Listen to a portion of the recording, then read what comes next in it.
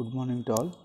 So in this video we are going to solve a problem on reheating method. Okay. So the given problem is a steam power plant operates on a theoretical reheat cycle. So steam at boiler at 150 bar and 550 degrees centigrade expands through a high pressure in a reheated expands through the high pressure and it is reheated at constant pressure of 40 bar to 550 degrees centigrade and expands through the low pressure turbine to a condenser at 0.1 bar. Draw TS and HS diagrams and we have to determine quality of the steam at the turbine exhaust, cycle efficiency, steam rate, that is in kg per kilowatt hour, that we have to determine. Okay. So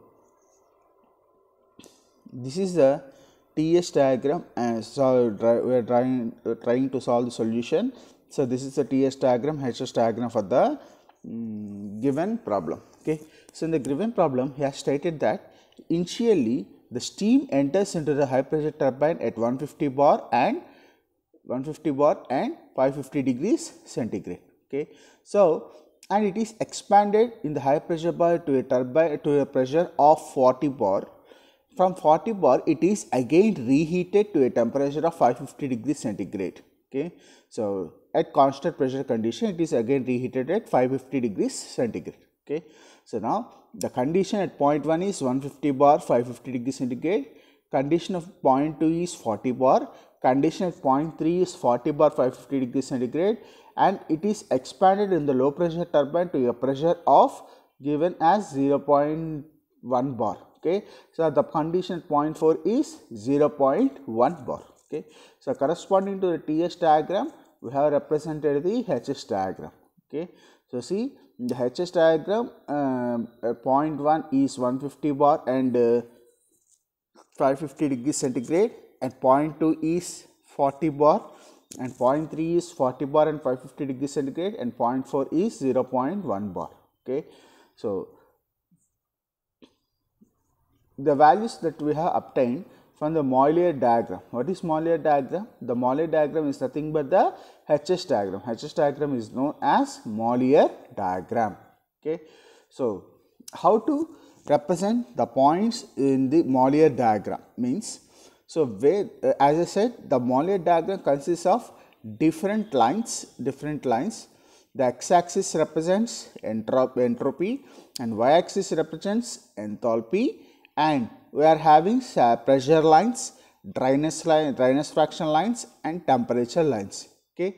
So here the one thing we have to note down is the Moeller diagram only consists of the wet region and superheated region. It does not having the saturated liquid region. It is not in the diagram. It does not identify the saturated liquid region. Okay. So whenever we require, we have to gather the saturated liquid. If you require the saturated HF values, so those HF values has to be calculated from the saturated steam table books. Okay. So now point 1, wherever 150 bar line temperature line and 550 degrees temperature line will meet each other that is represented as point 1. Okay.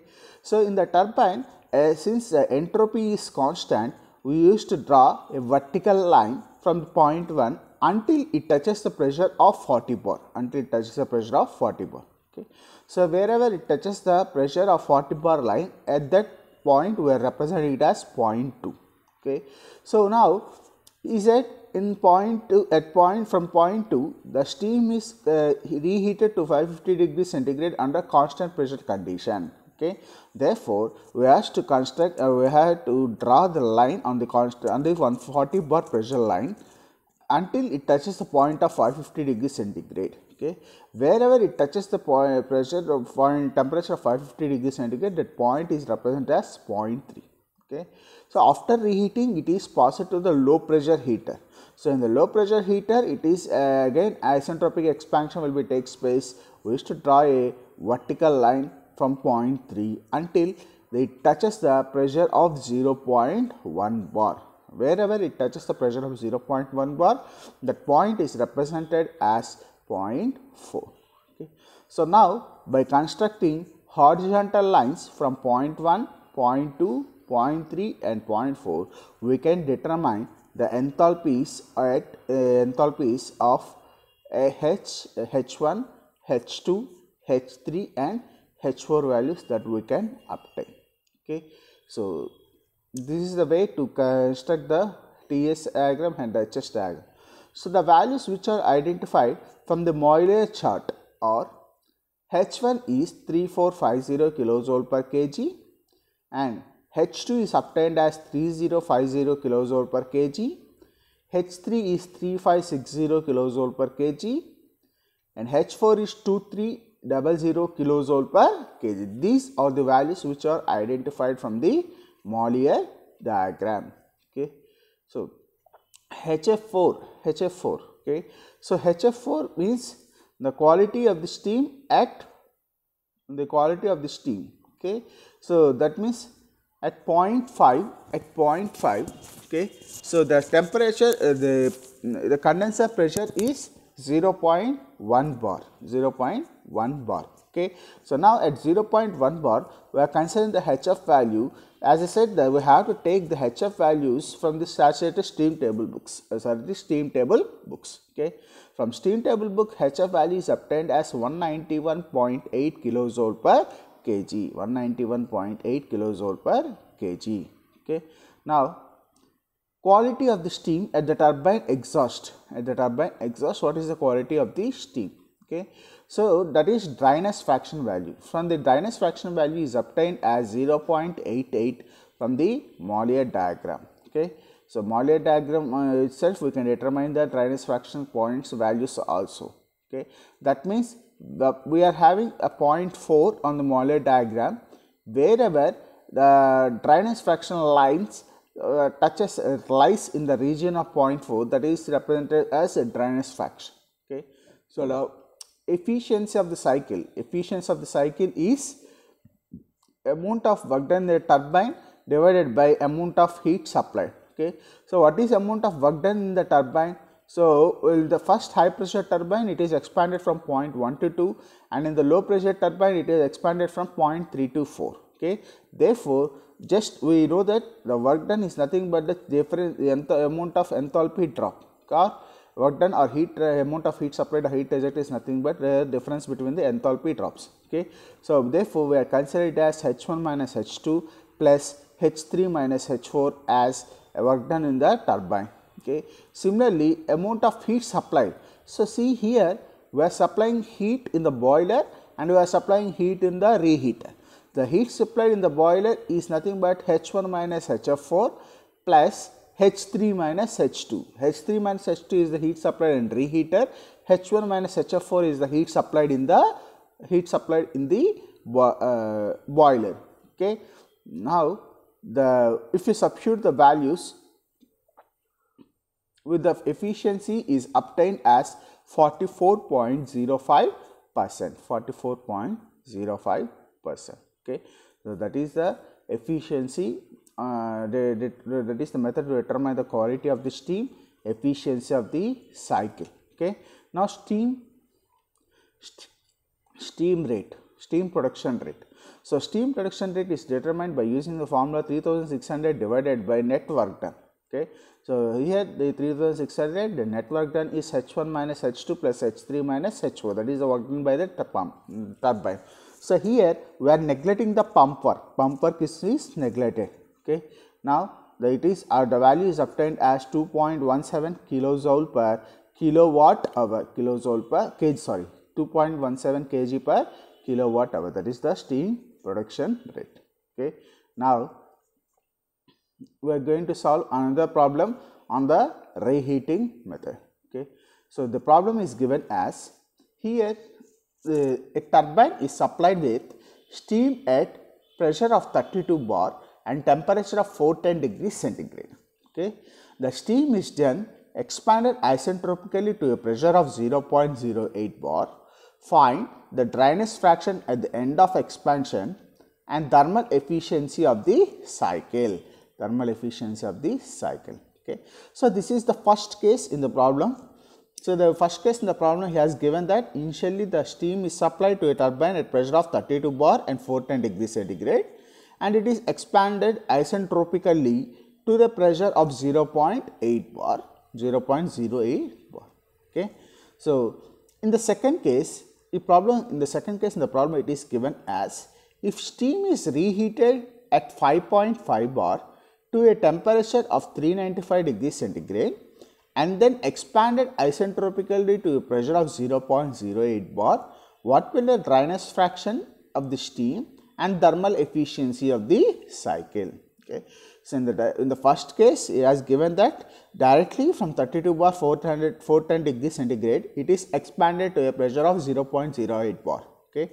So in the second case, it is given that at 5.5 bar, pressure of 5.5 bar, the steam is totally extracted and it is reheated to a temperature of 395 degrees centigrade, and then it is again expanded in the low pressure turbine to a pressure of 0.08 bar. Okay. So that means in the first case, it is a normal process. In the second case, what is the reheating applied? What is the reheating applied? Okay. So for the both cases, we have to determine dryness fraction at the end of expansion, that is after complete expansion turbine. So what is the dryness fraction? And we have to determine the efficiency of the plant, efficiency of the cycle also in both the cases. Now we are going to solve the first case.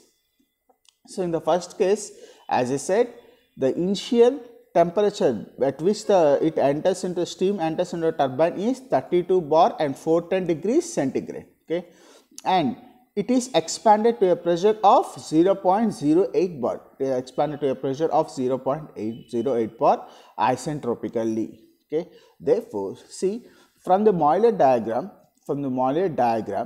so wherever the pressure line 32 bar and 410 degrees centigrade meet together, that is represented as 0.1. And by drawing a vertical line, since entropy is constant in expansion, if we draw a vertical line, wherever it touches the point of line of 0.08 bar, that is represented as 0.2. That is represented as 0.2. Okay. So see here in the Moeller chart itself, we can determine the dryness fraction values. Okay. So see here the dryness fraction is obtained as 0.83 from the Moeller diagram. Okay. So this is the method to construct in the Moeller diagram to identify the enthalpies, entropies and dryness fractions. Okay. So now from the Moeller chart, we have obtained H1 as 3250 kilojoule per kg and H2 as 2170 kilojoule per kg. Now, what is the work done by the turbine? Work done by the turbine is the change in an amount of enthalpy drop. Okay. So, amount of enthalpy drop can be obtained between 0.1 and 2 as H1 minus H2. Okay. H1 minus H2. Okay. So, here the H1 value is 3250 and H2 value is 2170 and work done is obtained as 1080 kilojoule per kg and work done by turbine is 1080 kilojoule per kg. Okay. So now if you determine the heat supplied, to determine the efficiency we require the work done by the turbine and heat supplied. So heat supplied is H1 minus HF2, okay. So HF2 is nothing but pressure at 0.4, okay, sorry, enthalpy at 0.4, okay. HF2, so to determine HF2, first of all we have to know the pressure at what particular point. The pressure at that particular point is 0.08 bar. Therefore, HF2 can be taken as 173.9 kilojoule per kg at 0.08 bar. Okay. So, how this value is obtained means we have taken a value of enthalpy is taken from steam table book. In the steam table book, by using saturated pressure tables, we can determine the HF values. Okay. So now the HF2 value is obtained as 173.9 kilojoule per kg. Therefore, it is obtained as 325. H1 value is from the Moeller chart. It is obtained as 3250 minus, and HF2 value from the steam table, it is obtained as 173.9. Okay. Now the amount of heat supplied is finally is 3076.1 kilojoule per kg. Okay. So now efficiency. Okay. So efficiency, we know that efficiency, it is nothing but the ratio of net work done to the amount of heat supplied. Okay. So what is net work done? Net work done is nothing but work done by the turbine and divided by amount of heat supplied. Okay. So now if you substitute those values, you can have the efficiency as 35.1%. 35.1%. Okay. Now we are comparing this process in first case with the second case. Okay. So in the second case, now in the problem he has asked you to determine the dryness fraction value at the end of expansion. So at the end of expansion, the dryness fraction value is obtained as H2 is equal to 0.83, that we have determined from the Moeller chart. So that I have already shown. Okay. Now if reheating is done, what is the case? Okay. So this, see, from the turbine at point 2, we have extracted the complete steam and we are passing to the reheater. In the reheater, the heat is going to be supplied and then it is passed back to the point 3, So that means in the low pressure it is going to be expand. In the low pressure turbine it is going to be expand. Okay. So this is the HS diagram.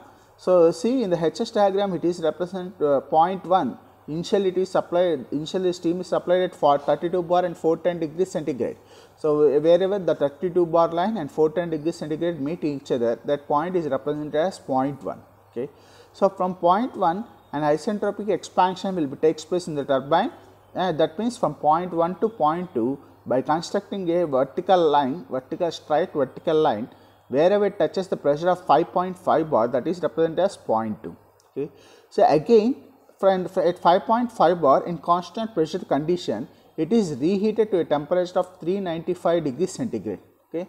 So wherever, and we used to draw a line wherever it touches the 395 degrees centigrade point temperature line, at that point we used to represent it as point 3, and again in the low pressure turbine a constant isentropic expansion will be takes place. Therefore, by constructing a vertical line from point 3 to point 4, so we used to have until it touches the pressure of 0.08 bar, so we can determine the point 4. Okay.